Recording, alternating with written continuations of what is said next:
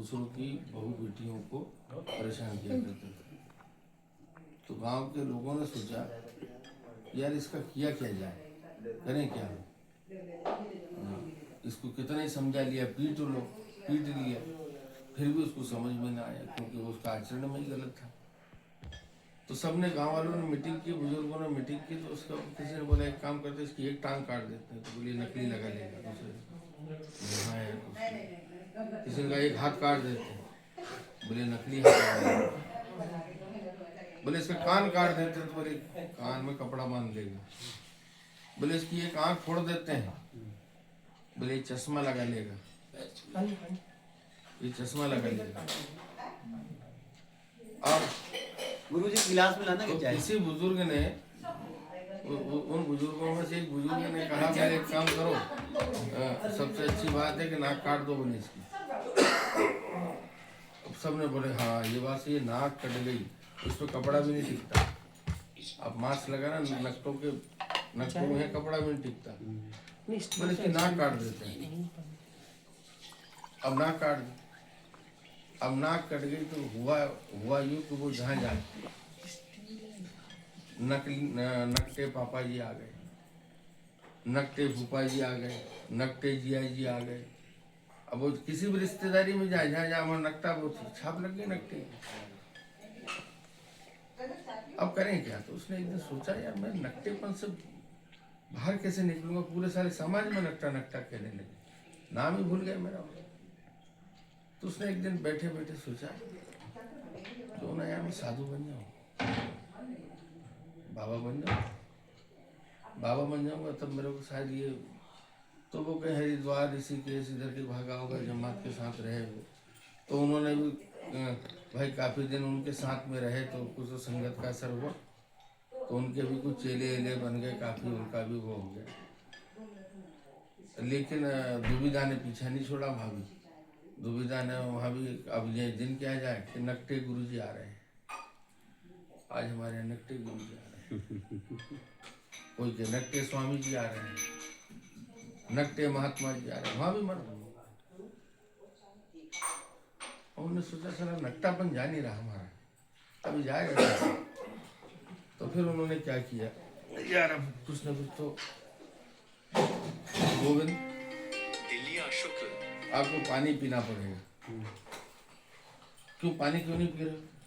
अरे देखो सोने की गिलास में पानी है। नहीं गोविंद, ये बादाम तो खाना ही पड़ेगा। अच्छा बादाम अच्छी लगती है। अब वो इस तरह का जो कोई दिख नहीं रहा है उससे बात करें। तो महाराज जी ने ऐसा चालू कर दिया, जो दिख नहीं रहा उससे बात करें। तो सब जिज्ञासु लोगों ने जो चेले थे वो आप भी जिज्ञासु हो जाए, हम ऐसी बात करें कि गुरु जी किससे बात कर रहे हैं। अब मनुष्यों में एक बीमारी है कि कोई चीज को जान नहीं ले तब तक वो चैन से बैठे ना बैठने दे। अरे गुरुदेव आप किससे बात कर रहे हैं, हम तो आपके खास चेले हैं। किसी ने पैर की सेवा बढ़ा दी, किसी ने धन की सेवा बढ़ा दी, किसी ने आश्रम में सुविधाओं की बढ़ा दी, हर तरफ से। आप किससे बात कर रहे हैं? गुरुदेव ने कुछ दिन तो कहा कि इनको थोड़ा सा सहज चखने ने दो, बहुत नकटा नकटा कहा सालों ने हमसे। तो बोले नहीं ऐसे कोई बताया जाता है कि हम किससे बात कर रहे हैं, ऐसे कोई इतनी साधारण बात समझते हैं। मैंने नहीं गुरुदेव आपको बताना पड़ेगा, हम तो आपके खास हैं। अच्छा ठीक है, हम हमारे खास हो ना तो आज एक बात बता दें, हम साक्षात गोविंद से बात करते हैं, गोविंद हमारे साथ रहते हैं। क्या क्या क्या बात कर रहे हो गुरुदेव? तो क्या हम पागल हो गए?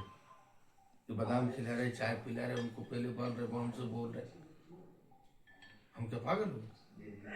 गुरुदेव कैसे आपने गोविंद को पा लिया, कैसे पा लिया? अरे क्या हमने बहुत साधना की, भगवान प्रसन्न हो गए, क्या चाहिए और तू मेरे लिए क्या कर सकता है?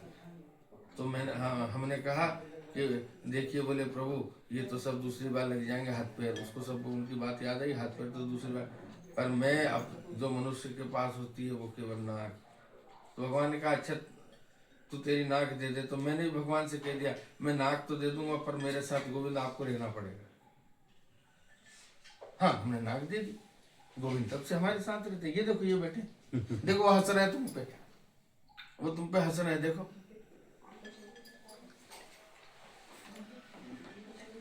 वो देखो तुम पर हंस रहे हैं गोविंद।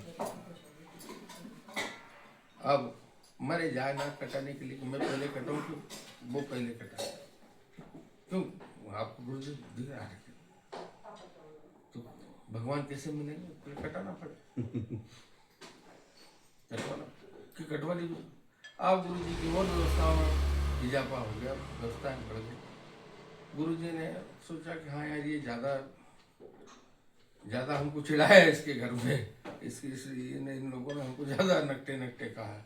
उन्होंने कहा ठीक है आइए, एक बात देखो, सिर्फ तुम हो इसलिए मैं ये कर रहा हूँ, भगवान के साथ इतना आसान नहीं है। मैं भगवान करके बस वो तो मेरे साथ ही बैठे। अब कमरे में आए, गुरुजी ने चाकू लिया, नाक काटी, उसने खुद ने काट के दे दी। गुरुजी क्या काटे, उसने खुद ही नाक काट दी और नाक रख दी हाथ में। अब ढूंढे सोफे के नीचे, कभी उधर कभी उधर, इधर देखे गुरुजी तो इधर ही बात करते थे। गोविंद कहाँ है, तो गुरुजी ने कहा अरे साले हमको दिखते, हमको क्या मालूम कहाँ है, होते वो होते तो दिखते। पहले हम अकेले नकटे थे, अब दो हो गए, है ना, एक से दो हो गए। अब वो एक नकटा जो नाक कटा के बाहर गया तो वो कहा हा, ओ हो, गुरुदेव ने साक्षात गोविंद से मिला दिया, साक्षात गोविंद से मिला दिया। ये देखो गोविंद चल रहा है मेरे साथ, ये ठाकुर मेरे साथ चल रहे। उस नकटे ने बाहर जाके इस तरह कहा, वहां से 10-20 और नकटे, 5-6 और आए। गुरुदेव हमारी भी गुरुदेव तो मना ही कर रहे हैं, वो सब नाक काट काट के और ढूंढे कि साले हमको कब दिखे थे जब तुमको दिख जाएंगे, हम पहले अकेले थे, अब 10-20 नकटे हो गए। जो एक पल जी न सका इंसान की तरह, आज पूजा जा रहा है भगवान की तरह। मेहरबानी केवल मीडिया की, बस बिल्कुल, जो छा गया रातों रात तूफान की तरह। झूठा प्रचार।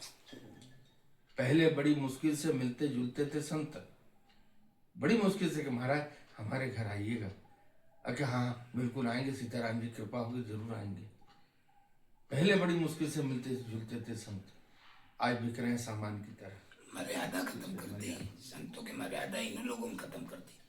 इसलिए हमारे सनातन को नकटों की फौज नहीं चाहिए, शेरों की फौज चाहिए, सत्य की फौज चाहिए, राम की मर्यादा वाली फौज चाहिए, और एक निष्ठा वाली फौज चाहिए।